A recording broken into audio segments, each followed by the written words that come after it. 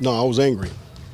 It had nothing to do with motivating at all. I just wanted to tell them how I felt and how I thought that the Clippers, viewed us as a basketball team, and I was just being totally honest with the way I was looking at the game and the way I thought the way they were playing against us. So I wasn't trying to motivate them at all. I was just telling them the truth. Because calling an NBA player soft is really like one of the most. That's one of the worst things you could call a player. Jim, it's almost like walking up to another man and slapping him. It really is. But like I said, I'm not pulling punches. And I told him exactly what I felt at halftime. At the end of the game, I didn't say anything. I just told him to come in, I'll see you tomorrow morning. But at halftime, I wanted to let them know how I felt because I was looking at a team that was just having a good time at our expense, and we had nobody out there to do anything about it. Byron, does some of the disappointment come from over the last couple of years the Clippers have had their way with the Lakers and there's been a few blowouts and the team's not responding the same way? The Clippers are getting way more up for this game.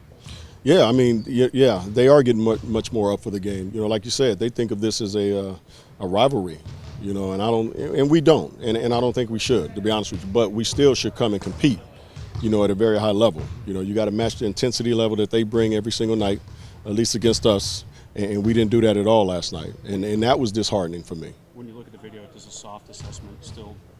I haven't. You know what? I did myself a favor and didn't look at the video. I'll look at the video this afternoon. Because for me, if I looked at the video last night or this morning before practice, it would probably just made me more pissed off, to be honest with you. So I figured, let's get through practice. I'll go home and I'll look at it, and then I'll probably come out here tomorrow pissed off, even more. But it's just it's not a good time for me to watch a video after that game of what I saw from a personal standpoint. The video, all it's going to do is validate everything that I was thinking. Did you reiterate your point at practice today? I did. Before, during, and after? I didn't before. I did after. How can a team go from being really competitive the last 8 or 10 games and all of a sudden lose it? I have no idea. And like you said, you would think that last night game we would have came out and been much more competitive. Being that this is supposed to be a rivalry, I know, like I said, I know that's what they wanted to be.